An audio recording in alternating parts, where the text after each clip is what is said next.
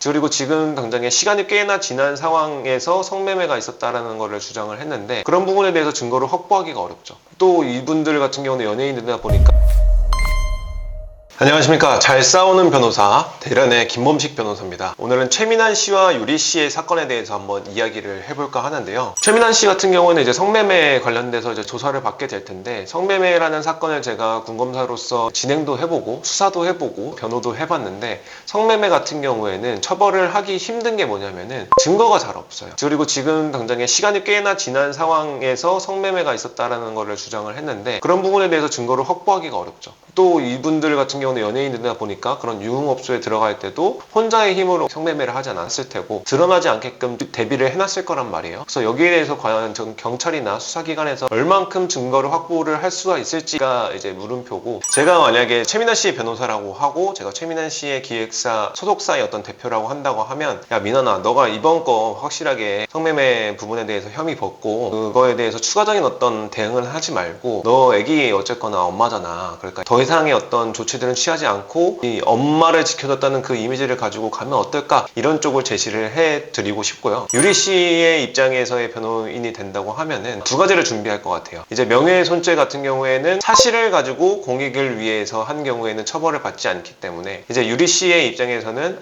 이게 정말 공익을 위해서 한 거다. 최민환이라는 사람이 이제 슈돌에도 나와서 좋은 이미지를 이제 구축을 하고 있는데, 실제로는 그런 사람이 아닌 거를 대중이 알았어야 될 것 같아가지고 내가 폭로를 한 거다라고 얘기를 해서 이제 공익성을 확보를 제가 할 것 같고요. 유흥주점에 갔다는 어떤 정황 증거들, 그런 부분들을 최대한 확보를 해서 유리 씨 변호를 준비를 할 것 같습니다. 유리의 그 영상 하나로 욕하고 있는 상황도 많을 텐데, 네네. 이런 사람들이 최민환 씨가 할 수 있는 대처 방법 같은 게 있을까요? 욕하는 거에 대해서 그 댓글 달리는 거 있잖아요. 댓글 달리는 거에 대해서 다 명예훼손 고소가 가능해요. 근데 연예인들 같은 경우는 그런 부분들까지 다 하고 나면은 이미지도 안 좋아지고, 공인들이 주변에 실제로 있는데 그런 거에 대해서 다 대응을 해버리면은 사실 공인으로서 이제 지내기가 쉽지는 않다고 하더라고요. 그래서 소속사에서 맞는 경우도 있고, 그렇게 악플 달고 의견을 표시하는 사람들이 처벌을 안 받는 건데, 그냥 다 처벌 대상입니다, 사실. 유리가 공개한 녹취록 파일을 그냥 제3자가 또 자기 채널에 올린 그런 경우에 문제가 발생하지 않아요? 그런 경우에는 크게 문제는 없어요. 이미 공론화가 된 거여서 이미 끝났죠. 사실 뭐 둘의 뭐 녹취록 공개하고 뭐 이런 부분들 같은 경우에도 사실 그런 게 명예훼손도 될 수 있고 하는데, 공익을 위해서 했다 뭐 이렇게 얘기를 하고 나면은 사실 처벌이 쉽지는 않아요. 그러니까 이런 거죠. 당장에 어디서 입수한 어떤 녹취록을 가지고 뉴스에서 만약에 이거를 방송을 한다고 했을 때, 그럼 뉴스는 처벌을 받아야 되냐 하는 부분, 근데 처벌 안 받잖아요. 근데 그런 부분들이 처벌 안 받는 이유가 공익을 위해서 사실을 가지고 했기 때문에 처벌을 안 받게 되는 거예요. 이게 바로 명예훼손에 있어서 위법성 조각 사유에 해당이 된다는 것입니다.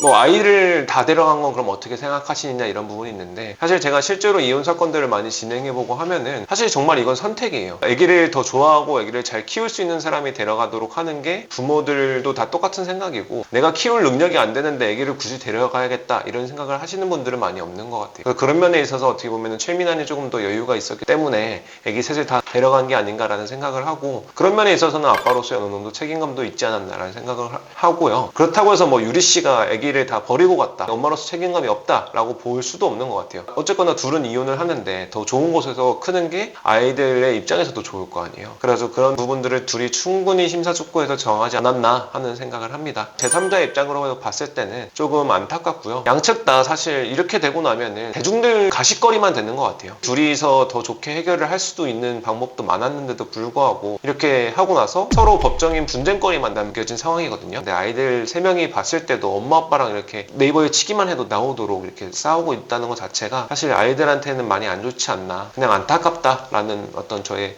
의견을 드리면서 오늘 영상을 마치도록 하겠습니다. 뭐 최민환 씨나 유리 씨 모두 저에게 오시면은 제가 변호를 잘 해드리고 대처도 잘 해드릴 테니까요.